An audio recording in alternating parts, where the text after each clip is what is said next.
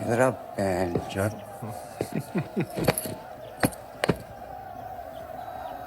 तो मैंने एक वीडियो में बात की थी कि क्यों मेजर इकबाल को धुरंधर 2 में इतना ह्यूमिलेट किया गया। तो उसी वीडियो में मैंने ब्रीफली बात की थी कि रहमान डकैत को क्यों इतना ज्यादा रिस्पेक्ट और ऑरा दिया गया धुरंधर 1 में। तो इसी वीडियो में मैं उस आर्गुमेंट को थोड़ा एक्सपैंड करना चाहूंगा और आपको एक्सप्लेन करूंगा कि रहमान डकैत सिर्फ एक कमाल का एंटेगनिस्ट ही नहीं था, बट एक क्रूशल कैटलिस्ट था हमजा के कैरेक्टर डेवलपमेंट में। तो आदित्य धर ने यूज किया रहमान डकैत को धुरंधर 1 की सेंट्रल थीम एम्फसाइज करने के लिए, जो है लॉयल्टी। तो रहमान डकैत एक्ट करता है as a lesson for Hamza, जिसको वो यूज कर सकता है पाकिस्तान के टेरर नेक्सस को डिस्ट्रॉय करने में। और हमजा की जर्नी और रहमान की जर्नी में एक काफी पैरेलल भी है, क्योंकि धुरंधर 1 में रहमान अपनी लॉयल्टी को अबैंडन करता है, वहीं पे हमजा अपनी लॉयल्टी को एम्ब्रेस करता है। तो इस वीडियो में आपको ये सेंट्रल थीम को एक्सप्लेन करने की कोशिश करूंगा। मेन टॉपिक पर जाने से पहले हमें कुछ चीजें ध्यान में रखनी होगी कि जो रियल लाइफ रहमान डकैत है और ये जो मूवी का रहमान डकैत है वो कम्प्लीटली डिफरेंट एंटिटीज हैं।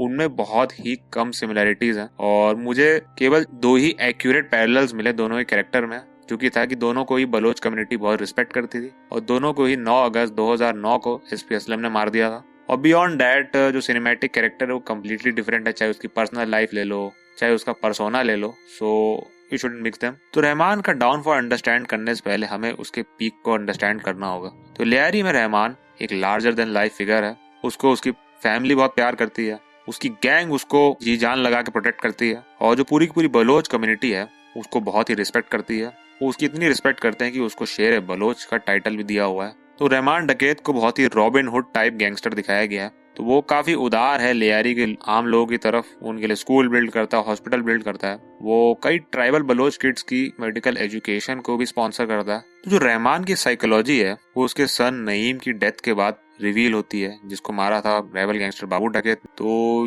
ये जो इवेंट है ये रहमान को कम्प्लीटली इमोशनली शैटर कर देता है और उसका जो ब्रेकिंग पॉइंट होता है वो होता है उसकी फैमिली का रिएक्शन, स्पेशली उसकी वाइफ का। तो जब उसकी बीवी हॉस्पिटल एंटर करती है अपने मरे हुए बेटे को देखने के लिए, तो रहमान को बहुत जोर से थप्पड़ मारती है। सो वो डायरेक्टली चैलेंज कर रही है रहमान को कि भाई तू इतना बड़ा गैंगस्टर है पूरे शहर का, लेकिन अपने बेटे को बचा नहीं पाया। और नईम के फ्यूनरल में भी वो उसकी तरफ देखती है विद डीप डिसअपॉइंटमेंट। जब रहमान इनिशियली अग्री कर जाता है कि मैं अब बाबू डकैत से रिवेंज नहीं लूंगा अपनी पॉलिटिक्स बचाने के कारण, सो उसकी जो वाइफ है वो ओपनली क्वेश्चन कर रही है रहमान की लॉयल्टी टुवर्ड्स हिज फैमिली। क्या वो पॉलिटिक्स के बियॉन्ड जा सकता है? क्या वो अपनी फैमिली के लिए कुछ भी करने को तैयार है कि नहीं? तो केवल उसकी वाइफ ही नहीं, मीडिया है, पूरा लियारी टाउन है, वो रहमान की लॉयल्टी और उसकी स्ट्रेंथ को क्वेश्चन कर रहा है। तो ये जो कलेक्टिव डाउट है वो रहमान को ओवर द एज पुश करता है और उसे कंपेल करता है रिवेंज लेने के लिए। तो रहमान के अंडर बाबू डकैत के लिए पहले से ही काफी डीप सीटेड हेट्रेड थी और ये हेट्रेड पीक तब हुई जब उसे पता चला कि जो उसकी ही माँ थी उसका अफेयर था बाबू डकैत के साथ, जिसके कारण जो बाबू डकैत है वो उसका बायोलॉजिकल फादर हुआ। तो ये जानने के बाद रहमान ने अपनी माँ को ही मार दिया।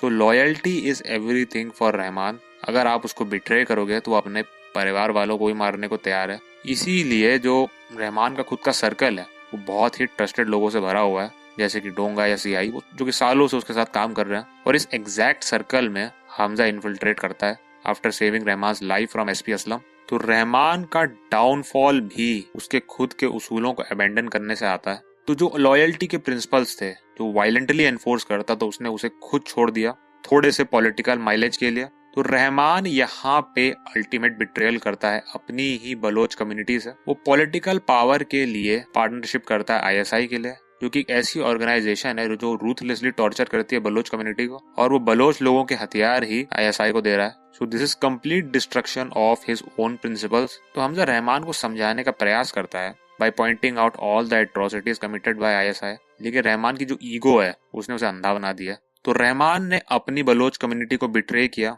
और अल्टीमेटली रहमान को ही उसके सबसे ज्यादा ट्रस्टेड आदमी हमजा ने बिट्रे किया। सो ये जो एड टू ब्रूट है वो 2 लेयर्स पे काम किया। रहमान बिट्रेज हिज पीपल, सो हमजा बिट्रेज रहमान। तो ये जो लॉयल्टी का लेसन है बहुत ही इंपॉर्टेंट है हमजा की जर्नी में। तो जसकीरत एक कंप्लीटली डिसइल्यूजन्ड इंसान था after he was sentenced to death for defending his family. तो जो कंट्री का पॉलिटिकल और जुडिशियल सिस्टम था दैट फेल्ड हिम, तो उसके अंदर का जो देशभक्त था मर चुका था और वो बस अपने वाहिगुरु के पास जाना चाहता था। तो जब अजय सान्याल ने जसकीरत को एक सेकंड चांस दिया by offering him to join operation Dhurandhar, तो हमजा ने ऑपरेशन धुरंधर ज्वाइन किया, लेकिन उसने ऑपरेशन धुरंधर इसलिए ज्वाइन नहीं किया कि उसके अंदर बहुत देशभक्ति थी, लेकिन उसने उसे इसलिए ज्वाइन किया क्योंकि वो अपनी मदर को फाइनेंशियली सपोर्ट करना चाहता है and this was the only way to do it. तो जब हमजा को पाकिस्तान भेजा गया था, वो बस कुछ साल वहाँ काम करना चाहता था और वो वापस भारत लौटना चाहता था। सो उसके अंदर उस लेवल का पैशन नहीं था इस मिशन के प्रति।